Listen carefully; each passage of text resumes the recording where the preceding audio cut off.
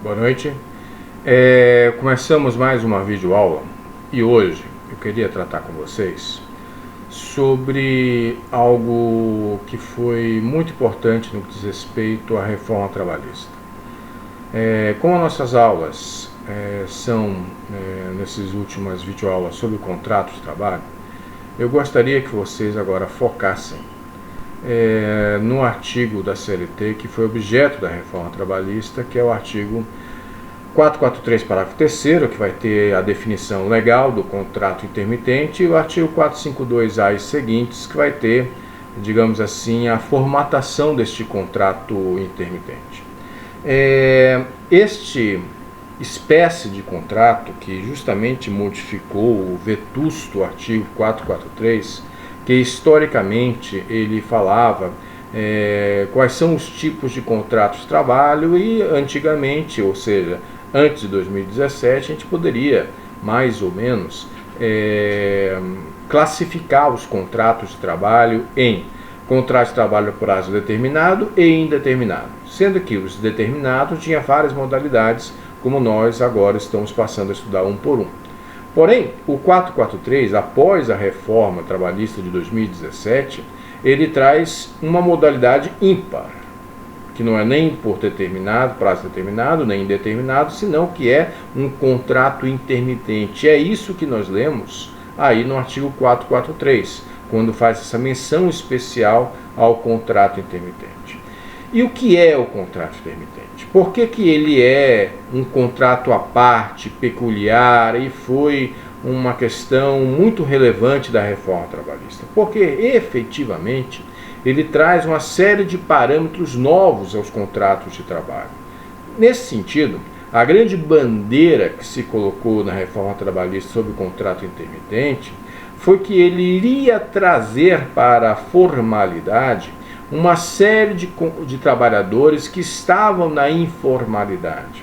E aí, o grande exemplo utilizado na época, lá em 2017, foi, por exemplo, os garçons, que trabalhavam de forma autônoma, de forma descontinuada, ou seja, trabalhava talvez uma sexta e sábado, conforme a época do ano, por exemplo, aqui no sul, no verão, poderia trabalhar a partir da quarta-feira até sábado, conforme a época do ano, e aí em alguns períodos não ia trabalhar nem sexta nem sábado, ou seja, esse foi o grande exemplo utilizado para aqueles que defenderam a reforma trabalhista e esse novo tipo de contratação, para trazer esta hipótese de modernização e trazer à formalidade esses trabalhadores informais.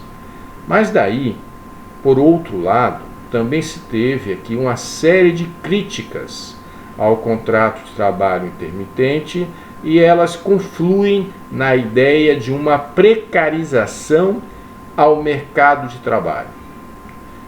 Existem então essas correntes diametralmente opostas, em que o contrato de trabalho intermitente ia propiciar maior hipótese de emprego, aumentando o número de empregos, combatendo o desemprego através da formalidade daqueles trabalhadores informais, e uma outra corrente que defende que este é um instrumento também muito relevante e exemplificante da precarização do mercado de trabalho oriundo da reforma trabalhista.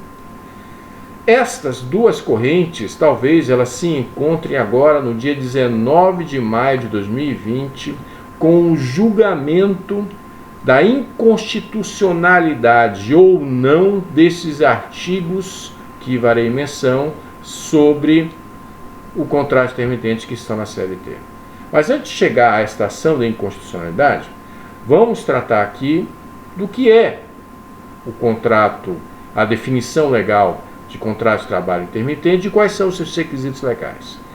Para tanto, eu gostaria que vocês pegassem como definição legal, primeiro, o parágrafo 3º do artigo 443, que dentro dessa definição legal, ele vai trazer basicamente o que devemos saber sobre o que é um contrato de trabalho intermitente. Ou seja, ele é vínculo empregatício, não há dúvida sobre isso. Ele é um contrato de trabalho que tem a grande característica que rompe com o artigo 3º, que é a não continuidade da prestação de serviços, a sistematicidade desta prestação de serviço. Ou seja, nós estudamos, ao estudar o artigo 3º da CLT e do vínculo empregatício, que um dos requisitos do vínculo empregatício era justamente a habitualidade. E agora nós estamos com o contrato de trabalho, ou seja, com um negócio jurídico que leva à ideia de vínculo empregatício, mas que rompe com a ideia da habitualidade do artigo 3º da CLT, e mesmo assim será um vínculo empregatício. Por isso, o contrato intermitente, de trabalho intermitente, ele é peculiar, porque ele rompe com esse paradigma básico do vínculo empregatício, que é a continuidade da prestação de serviços. E continua esse parágrafo 3º do artigo 443 sobre a definição legal do contrato de trabalho intermitente, fazendo menção também a algo que está no artigo 4º da CLT, que é esse período de inatividade, aonde este trabalhador intermitente não estiver prestando serviços a seu empregador, não vai computar para nenhum tipo de característica e consequência legal típica e tradicional no direito do trabalho. Ou seja, ao não estar trabalhando, ao estar inativo dentro desse contrato de trabalho intermitente, eu não terei cômputo para 13º, férias ou questões que façam menção a questões previdenciárias, como a aposentadoria, por exemplo. Perfeito? Então, é um contrato que rompe paradigmas históricos com o contrato de trabalho típico da CLT. E por isso que eu vou fazer uma especial menção a esse tipo de contrato na aula de hoje. Por quê? Primeiro, se faz uma estranha exceção à regra a uma classe profissional organizada e diferenciada, que são os aeronautas, que estão excluídos do contrato de trabalho intermitente porque se regem por legislação específica e por isso não estão dentro desse conceito legal do parágrafo 3º do artigo 443, e assim consta expressamente na CLT. Ok? Então, para isso eu vou ter então um contrato necessariamente escrito, ou seja, em outras aulas nós vimos que tradicionalmente o artigo 443 da CLT ele assume a hipótese legal de eu ter um contrato verbal ou até mesmo tácito. Mas lá naquela aula eu já tinha me referido que algumas hipóteses contratuais exigem uma forma prescrita em lei, um contrato escrito para a sua validade. E este é o caso do contrato de trabalho intermitente. Geralmente, quando se requer um contrato escrito, é justamente para dar maior proteção às partes. E em se tratando de direito do trabalho, geralmente, tradicionalmente, se requer contrato escrito em função da hipossuficiência do trabalhador. Então, no contrato intermitente, esta seria a ideia, caso alguns críticos não entendessem que esse tipo de contrato ele é mais benéfico para o empregador que para o empregado, como veremos adiante. Ok? Mas, enfim, uma das características legais do contrato de trabalho intermitente é que ele tem que ser necessariamente escrito. E aí, o ideal é que tenha nesse contrato um valor da hora do trabalho. Que aí, para evitar justamente aqui uma falta de isonomia com outros trabalhadores na mesma empresa, se requer que ele tenha, no mínimo, o valor hora do salário mínimo, ou seja, poderíamos pegar o salário mínimo, dividir por 220 horas, obtendo, portanto, esse valor hora do salário mínimo, equiparar que o mínimo seria, então, produto matemático que eu vou ter ao dividir o salário mínimo por 220 horas mensais, como é o tradicional. E aí eu não poderia ter diferenças dentro desse salário hora seja o mínimo ou seja o básico para outros trabalhadores, dentro da mesma empresa, ainda que se trate de um contrato de trabalho intermitente com um trabalhador ordinário. Essa seria a hipótese. E aí, meus caros, vale a menção no seguinte: estou dizendo e repetindo que o contrato de trabalho intermitente, ele é oriundo da Lei 13.467 de 2017, que é a Lei da Reforma Trabalhista. Como também já tratamos em outras aulas, a própria Reforma Trabalhista, a Lei 13.467 de 2017, ela teve um trâmite muito rápido. Foram 7 meses de pretensa debate, discussão sobre a reforma trabalhista, resultando que alguns artigos eles trazem em si uma certa dubiedade na sua efetivação no mercado de trabalho. E esse foi o caso do contrato de trabalho intermitente, porque dias após a publicação da Lei 13.467 de 2017, veio a medida provisória 808, também de 2017, que buscava explicitar algumas questões sobre alguns artigos e instituições criadas pela reforma trabalhista, entre elas o contrato de trabalho intermitente. Como nós sabemos, a medida provisória 808, ela caducou, se podemos dizer assim, em abril de 2018, porque a inércia do Legislativo levou a essa caducidade dessa medida provisória. Porém, ela tratava, por exemplo, sobre, no caso do contrato de trabalho intermitente, sobre a remuneração do trabalho noturno, sobre uma melhor qualificação e especificação das hipóteses de convocação do empregado para a realização do serviço, uma possibilidade de dividir as férias do intermitente em 3 períodos, hipóteses de várias questões que ficaram dúbias no contrato de trabalho intermitente, porém, com a caducidade dessa medida provisória 808, ficou por assim mesmo, ou seja, ficou o que está previsto no artigo 452-A e seguintes. Ok? E alguns doutrinadores disseram até que bom que essa medida provisória 808 ela não foi para frente, devido que, segundo alguns, ela piorava ainda mais a situação do trabalhador intermitente. Então, alguns defendem que foi até bom que isso não tenha ocorrido, que não fosse válida essa medida provisória que foi, pela inércia do Legislativo, ela alcançou sua caducidade. Então, o que nós temos, efetivamente, como requisitos legais do contrato de trabalho intermitente é o que está no artigo 452-A e seguintes. E dentro desse contrato escrito, eu também posso pactuar a forma como será efetivado na prática daquele contrato a prestação de serviços. Será por horas, por dia, por meses. Isso fica dentro dessa negociação contratual entre as partes. Como já falei, esse contrato não há uma necessidade de uma prestação de serviços contínuas. E como também já falei, agora especifico, esta inatividade, ou seja, fiz o contrato de trabalho escrito com meu patrão, de forma intermitente, ele me chamou para trabalhar nos dias 13 e 14 de abril, e talvez ele não tenha nenhum tipo de obrigação de me chamar até em junho, julho, agosto, setembro, para trabalhar outra vez. Ele pode, inclusive, fazer vários contratos de trabalho intermitentes para aquela mesma função com vários trabalhadores e, de acordo com a sua necessidade, com as suas preferências, fazer esse jogo de gestão de pessoas em chamar um ou outro trabalhador intermitente como ele bem entender.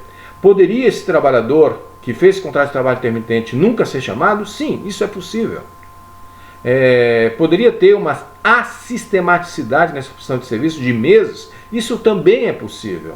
Tudo isso fica, de certa forma, de acordo com a necessidade da patronal, que nesse contrato escrito ele também tem que colocar de forma bastante clara no contrato qual a forma de convocação, que se vai ser por o e-mail, o WhatsApp, Facebook, a forma que as partes convencionarem que como poderá ser feito esse chamado do empregador ao empregado para ele vir trabalhar, se o empregador quiser, ok? Mas é bom que isso esteja no contrato escrito também, esta forma de convocação. Uma vez convocado este empregado, ele também pode se recusar a prestar serviço. E isso não vai ser uma insubordinação, isso não poderá ser punido como insubordinação, porque não é. Assim como o empregador pode ter vários empregados por trabalho intermitente, a recíproca é verdadeira. Talvez o trabalhador, em função dessa questão assistemática e descontínua da prestação de serviços, ele tem um contrato de trabalho intermitente com vários empregadores, simultaneamente. Talvez um o chamou para trabalhar e dias depois, nessa mesma data e hora de prestação de serviço, um outro empregador também o chamou para trabalhar, coincidentemente nessa mesma data e hora. Então, cabe ao empregado, em um prazo de 24 horas, também se recusar a trabalhar. Olha, você me convocou, só que eu não vou trabalhar nessa data porque eu não quero. Não tem nem que falar mais muita coisa, só tem que responder a esta convocação. Por quê? Se o empregado não responder a esta convocação, ele poderá levar uma multa. De acordo com a CLT, no artigo 452A, essa multa corresponde a 50% do valor da remuneração que ele deveria receber se fosse trabalhar. Ok? A recíproca também é verdadeira. Uma vez que o empregador convocou, o empregado aceitou e na hora da prestação de serviços não ocorreu esta contração de fato, também poderá haver multa para esse empregador da mesma forma. Então, neste caso, ao final desse trabalho que foi convocado pelo empregador e foi aceito pelo empregado, vem uma outra particularidade no que diz respeito ao contrato de trabalho intermitente, que é o pagamento ao final dessa jornada pactuada. E este pagamento ele vai ter que ser também feito com os valores proporcionais de FGTS, 13º salário e férias, ademais daquele valor hora que já foi pré-pactuado no contrato de trabalho. Isso tem que ser discriminado em uma forma de recibo salarial. Então, está claro que, embora seja descontínuo, esse trabalhador intermitente sim tem direito às férias. Então, estas férias que são pagas de forma descontínua, conforme o contrato, a prestação de serviços efetivamente realizada, ela encontra no parágrafo 9 do artigo 452A a possibilidade de fruição de um mês de férias. Mas o que seria essa fruição de mês de férias? Seria 30 dias sem ser chamado pelo seu empregador para trabalhar de forma intermitente. Os críticos desse tipo de contrato questionam se isso realmente é um direito de 30 dias ficar sem trabalhar ou é uma punição no próprio contrato de trabalho intermitente. Por quê? Primeiro, segundo a Constituição Federal e também infraconstitucionalmente na CLT, quando alguém sai de férias, 2 dias antes tem que receber o seu salário de férias mais o texto constitucional. Porém, este pagamento de férias e seu texto constitucional, ele vai ser, de certa forma, repartido em cada pagamento feito pelo empregador no contrato de trabalho intermitente. Ou seja, talvez esse trabalhador que trabalhou por 12 meses e conquistou o direito a usufruir as férias, que dificilmente ele vai usufruir no contrato de trabalho intermitente, ele vai sair sem o seu pagamento, porque o pagamento já foi feito a cada jornada. Também foi objeto de várias críticas a hipótese da Previdência Social, das contribuições previdenciárias nesse tipo de contrato. Por quê? Porque talvez esse trabalhador, no contrato de trabalho intermitente, ele não chegue nem sequer ao pagamento do salário mínimo. Então, se não houver esse pagamento no mínimo salário mínimo, também ficará questionável a hipótese desse pagamento de contribuições previdenciárias. Por quê? Porque a Receita Federal entendeu que, se não se chegar ao mínimo, não haverá esse tipo de pagamento e talvez só será feita essa contribuição se na diferença desse contrato de trabalho entre o mínimo e o efetivamente recebido superior ao mínimo deste empregado. Ou seja, é um contrato que ele é muito questionado de várias hipóteses. Também no que diz respeito ao seguro-desemprego, em tese, o empregado ele tem direito ao seguro-desemprego. Porém, um dos requisitos do seguro-desemprego é que este empregado esteja sem qualquer tipo de vínculo empregatício. O que pode acontecer na prática? Como eu já falei, pode este empregado de contrato intermitente ele ter vários empregadores distintos também na intermitência. Ou seja, ele vai ter um vínculo empregatício com mais de um empregador. Um deles apenas o demitiu, não o quer mais no contrato intermitente. Mas ele tem outros vínculos empregatícios, ou seja, muitos dizem que na prática este empregado de contrato de trabalho intermitente não terá direito na prática ao seguro-desemprego. Ou seja, estas características do contrato de trabalho intermitente que aparece no artigo 452A e seguintes da CLT, que vocês têm que ler até mesmo para depois fazer os questionamentos no horário de aula lá no Outlook Teams comigo, ele tem várias hipóteses de questionamento e de cunho constitucional. Daí a ação direta de inconstitucionalidade de número 6154, que será julgada agora no dia 19 de maio de 2020. Aonde se questiona se esse contrato ele tem esta validade constitucional, porque ele rompe com uma série de quesitos, preceitos constitucionais que eu passo a lidar com eles rapidamente de várias formas. Vamos lá. Relembrando, o contrato de trabalho intermitente ele veio como um instrumento, segundo alguns, para produzir mais emprego, para trazer da informalidade para o contrato formal, para o vínculo empregatício formal, alguns trabalhadores. E efetivamente, no ano de 2019, os números do CAGED trouxeram que houve um aumento de trabalhadores com vínculo formal através do contrato de trabalho intermitente. Se entendeu, inclusive, pelo CAGED que teve um aumento de 115 mil vagas de emprego via contrato de trabalho intermitente. Mas o que se questiona é justamente a que preço? Será que ter mais contratos de trabalho será realmente relevante quando esse contrato de trabalho for precário? Quando operar uma precarização do mercado de trabalho via esse tipo de contrato?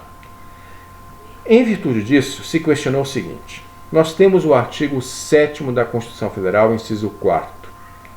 Pelas questões que nós já levantamos aqui do contrato de trabalho intermitente, talvez este empregado, neste final deste mês, conforme a sua prestação de serviços ou não, porque talvez ele não tenha sido convocado nem um dia para trabalhar no contrato de trabalho intermitente, ele não ganhe nem mesmo o salário mínimo. Alguns autores entendem que isso ele tem direito, mas não é isso que está na lei.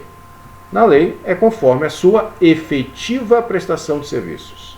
Então, talvez ele fique abaixo do salário mínimo ou nem sequer ganhe o salário mínimo. Ou seja, daí se entende que existe uma violação ao inciso 4º, artigo 7º, que é para todos os trabalhadores, colocando esse salário mínimo para quem tem vínculo empregatício. Também se questiona que este contrato, que deixa para o empregador a possibilidade de chamar ou não ao serviço este empregado intermitente, ele de certa forma transfere ao empregado o risco da atividade econômica. Relembramos o artigo 2º da CLT, que uma das características de ser empregador é justamente o risco de ter prejuízo. Pois imagine o caso, justamente agora na pandemia, que eu tivesse todos os meus garçons no meu restaurante com contrato de trabalho intermitente, o meu prejuízo seria zero. Porque simplesmente eu não chamaria esses empregados intermitentes.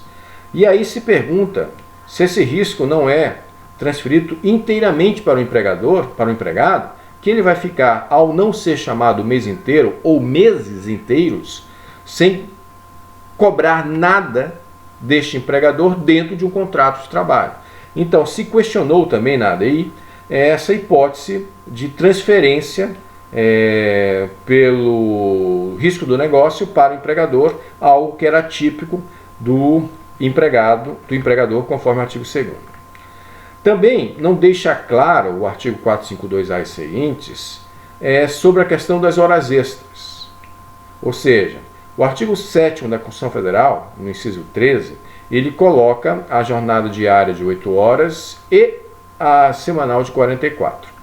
Para mim, isso, embora não esteja escrito no artigo 452A e seguintes, não seria aqui hipótese de muitos conflitos, porque para mim, eu entendo, e alguns juízes também já entenderam em alguma jurisprudência, que o contrato de trabalho intermitente ele não exclui a possibilidade de horas extras. Então, para mim, essa hipótese de violação do artigo 7º, inciso 13 da Constituição Federal não estaria correto. Também eu tenho as férias a nível constitucional no artigo 7º. Como nós já falamos, pode acontecer que na prática este cidadão não tenha férias. E a mesmo que tenha férias, ou seja, um afastamento do contrato de trabalho em virtude das férias, ele vai ter que usufruir das férias sem remuneração. Por quê? Porque esta remuneração ela já foi paga em cada jornada que ele efetivamente trabalhou. Ok? Também tenho aqui os meus questionamentos se isso aí seria uma violação da Constituição ou não. Eu creio que não. Também se questionou que ao se diluir o pagamento do 13º salário, não se violou também o artigo 7º da Constituição Federal, no seu inciso 8º, que fala justamente desse valor pago a título de gratificação natalina no segundo semestre de cada ano. Mas ele foi pago, sim, de certa forma, mas de forma diluída. Então se questiona se houve ou não inconstitucionalidade nesse sentido. Outra questão de questionamento na lei é sobre o tratamento isonômico entre os trabalhadores ordinários, aqueles que não têm esse contrato intermitente, e o trabalhador intermitente. Se não existiria aqui uma falta de isonomia salarial entre trabalhadores de um mesmo empregador, uns intermitentes e outros não.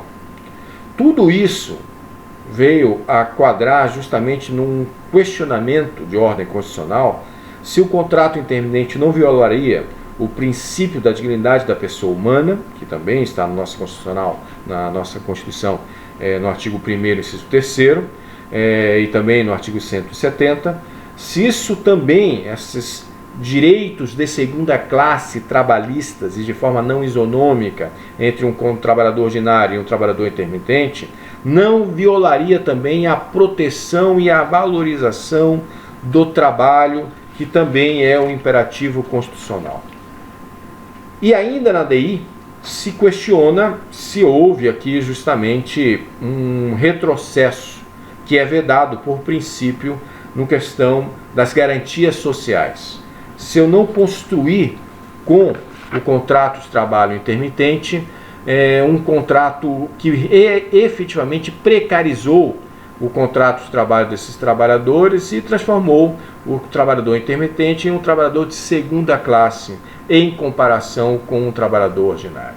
Ou seja, é um contrato que foi objeto de várias críticas e eu gostaria que a gente estivesse atento nos próximos dias a esse julgamento que se supõe que será no dia 19 de maio de 2020 sobre a constitucionalidade ou não do contrato intermitente, para que, após esse julgamento, a gente volte a avaliar essas críticas e a efetivação de cada requisito legal de acordo com a Constituição Federal e desse julgamento que ocorrerá.